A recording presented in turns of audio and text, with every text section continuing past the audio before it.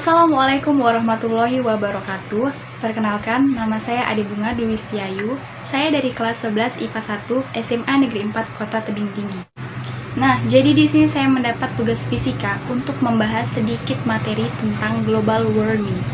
Saya akan membahas 3 hal dari materi ini. Yang pertama adalah pengertian dari global warming.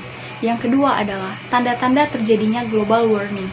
Dan yang ketiga adalah upaya yang bisa dilakukan untuk mengurangi terjadinya global warming. Global warming atau pemanasan global adalah meningkatnya suhu bumi yang salah satunya disebabkan oleh naiknya jumlah gas rumah kaca. Dan 90% pemanasan global terjadi di lautan karena lautan berperan dominan dalam menyimpan energi. Ada 2 tanda-tanda penyebab terjadinya pemanasan global. Yang pertama adalah menipisnya lapisan ozon. Ozon adalah suatu lapisan atmosfer yang terletak di bagian stratosfer pada ketinggian 19-48 km dari permukaan bumi dan mengandung O3 dan O2. Akibatnya, permukaan tanah menjadi berbahaya jika terhirup dan masuk ke dalam paru-paru. Dan fungsi dari lapisan ozon tersendiri adalah untuk melindungi permukaan bumi dari paparan langsung sinar UV. Ada 2 penyebab menipisnya lapisan ozon. Yang pertama adalah menyebarnya karbon monoksida yang terkandung dalam asap pabrik dan sisa pembakaran fosil dari kendaraan bermotor. Dan yang kedua adalah bumi menyerap karbon dioksida secara optimum akibat penebangan hutan liar. Ada beberapa dampak yang disebabkan dari menipisnya lapisan ozon. Yang pertama adalah radiasi sinar UV menyebabkan kanker kulit dan katarak. Yang kedua adalah radiasi sinar UV menyerang sistem kekebalan tubuh manusia. Yang ketiga adalah berkurangnya produksi pangan akibat sinar UV merusak klorofil pada tumbuhan. Dan yang keempat adalah berkurangnya produksi plankton dan fitoplankton yang merupakan awal dari rantai makanan. Tanda-tanda pemanasan global yang kedua adalah efek rumah kaca.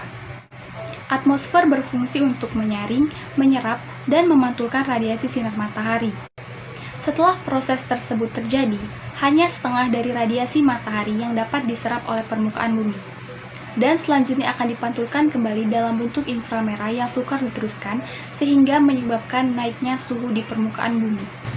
Dampak dari efek rumah kaca antara lain naiknya suhu di permukaan bumi akibat es di kutub mencair dan naiknya permukaan laut akibat es mencair, dan jika permukaan laut naik, maka daerah pertanian akan tergenang dan akan mengganggu produksi bahan pangan.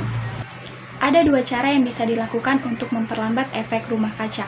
Yang pertama adalah mengurangi jumlah karbon dengan memperbanyak tumbuhan, dan yang kedua adalah melaksanakan perjanjian internasional protokol Kyoto yang menyatakan untuk mengurangi emisi karbon dioksida dan 5 gas rumah kaca lainnya, terutama dalam kegiatan industri.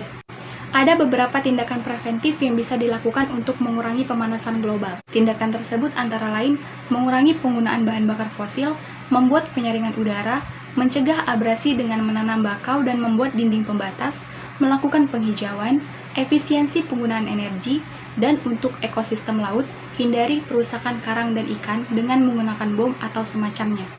Nah, mungkin itu aja yang bisa saya sampaikan untuk pembahasan materi ini. Jika masih banyak kesalahan dan kekurangan, saya mohon maaf. Wabillahi taufiq wal hidayah. Wassalamualaikum warahmatullahi wabarakatuh.